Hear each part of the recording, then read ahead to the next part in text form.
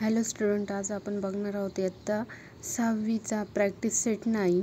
याच्यामध्ये जे काही एक्झाम्पल आहे ते मी ऑलरेडी सॉल्व केले, कारण जर सॉल्व करायचं असेल तर खूप टाईम जातो आणि व्हिडिओ हा लेंदी होतो आणि तुम्हालाही बघायचा कंटाळा येतो. तर चला तर मग बघूया.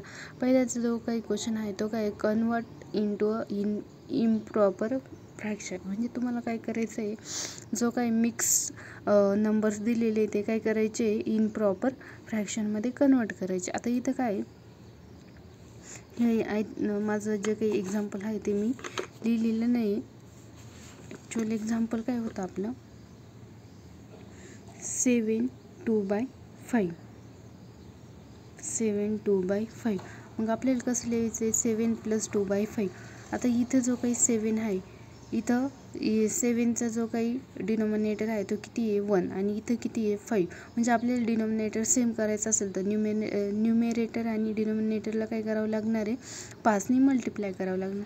तर आपण काय केलं, 7 × 5 / 5 + 2/5. आता 7 × 5 किती होत्या, 35, + 2 किती होणार आहे, 37, / किती आलं, 5. आता हा तुमचं काय झालं, इम्प्रॉपर फ्रॅक्शन.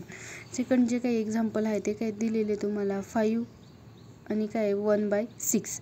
हा काय एक मिक्स नंबर आहे. आता तुम्हाला काय करायचं आहे, इम्प्रॉपर फ्रॅक्शनमध्ये कन्व्हर्जन करायचं आहे. तर त्याचं काय येणार आहे, 5 + 1/6. आता इथं पण जो काय आहे डिनॉमिनेटर दोघांचा सेम नाही. मग आपल्याला काय करावं लागेल, इथं जो काही 5 आहे त्याला कितीने मल्टिप्लाय करावं लागेल, 6ने, आणि डिवाइड कितीने करावं लागेल, 6ने. कारण 1/6 जो काय आहे, म्हणजे इथं डिनॉमिनेटर 6 आहे. दोघांचे जर डिनॉमिनेटर सेम झाले तर आपण ॲडिशन करतो. मग जे काय आहे, 5 × 6 किती होणार आहे, 30, + 1 किती झालं, 31, / 6. यस, सेम इथं काय दिलेलं आहे, 4 3/4. तर इथं काय करावं लागणार, आपल्याला डिनॉमिनेटर सेम करावं लागणार, 4 + 3/4. तर मग आपण काय केलं, 4ने मल्टिप्लाय केलं, 4ने डिवाइड केलं, किती आलं, 16/4 + 3/4 19/4. सेम इथं पण तुम्ही हे जे काही दोन एक्झाम्पल आहे हे बघून घ्या. नंतर तुम्हाला दिलेलं आहे कन्व्हर्ट इंटू मिक्स नंबर. आता तुम्हाला काय करायचे, जे काय आहे ते मिक्स नंबरमध्ये कन्व्हर्ट करायचे, आणि कशामध्ये दिलेले आहे, इम्प्रॉपर फ्रॅक्शनमध्ये दिले ते मिक्स नंबरमध्ये कन्व्हर्ट करायचे. आता काय, 13/7. म्हणजे तुम्हाला काय करायचं, 7ने 13ला डिव्हाइड करायचे. आता इथं जर डिव्हाइड केलं तर काय, तुमचा 7 आणि 30 म्हणजे जो काही क्वोशंट आहे, 7 4 किती होतो, 28. म्हणजे किती राहिले, 2. रिमाइंडर किती राहिला, 2. मग आपल्याला काय करायचं आहे, जो काही क्वोशंट आहे तो इथं लिहायचा, नंतर जो रिमाइंडर आहे तो इथं लिहायचा, आणि तुम्ही कितीने डिव्हाइड केलं आहे, 7ने डिव्हाइड केलं ना, तर 7 डिनॉमिनेटरला लिहायचा. इथं क्वोशंट लिहायचा, 7 4 28 होतो. मग किती राहिले, 30 - 28 2. म्हणजे क्वोशंट 4 इथं लिहायचा, रिमाइंडर 2 इथं लिहायचा, आणि ज्याने डिव्हाइड केलं तो इथं लिहायचा.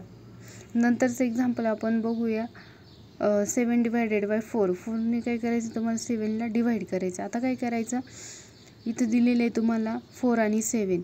4 1 4, 4 1 4. म्हणजे 7मध्ये 4 गेले, किती राहिले, 3. म्हणजे जो काही क्वोशंट आहे तो किती, 1. म्हणून क्वोशंट 1 इथं लिहायचा, आणि जो काही तुमचा रिमाइंडर आहे तो इथं लिहायचा, आणि तुम्ही 4ने डिव्हाइड केलं म्हणून 4 इथं लिहायचा. सेम आता 12चं काय येणार आहे, 15 / 12, 12 1 12. म्हणून काय आलं तुमचं, 12 1 12. 12मधून 15मधून 12 गेलं, किती राहते, 3. आणि कसं डिवाइड केलं, 12ने. सेम ही जे काही एक्झाम्पल आहे तुम्ही बघू शकता. नंतर तुम्हाला काय दिलेलं आहे, if 9 kg rice is shared among 5 people, how many kilogram rice does each person get. म्हणजे 9 किलोग्रॅम राईस येते काय केले, आपले 5 पीपल्समध्ये शेअर केले, तर एका पर्सनला किती राईस येतील. मग काय, total rice divided by number of people, म्हणजे किती येणार आहे ते, 9/5.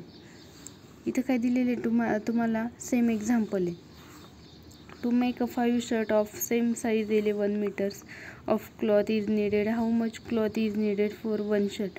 म्हणजे 5 शर्टला किती राहतं, 11 मीटर्स. तर काय सांगितलं आहे तुम्हाला, 1 शर्टला किती लागेल. मग size of cloth divided by number of shirt, म्हणजे तुम्हाला काय भेटणार आहे 11/5. हे कोणासाठी आहे, क्लॉथ पर शर्ट, म्हणजे एका शर्टसाठी.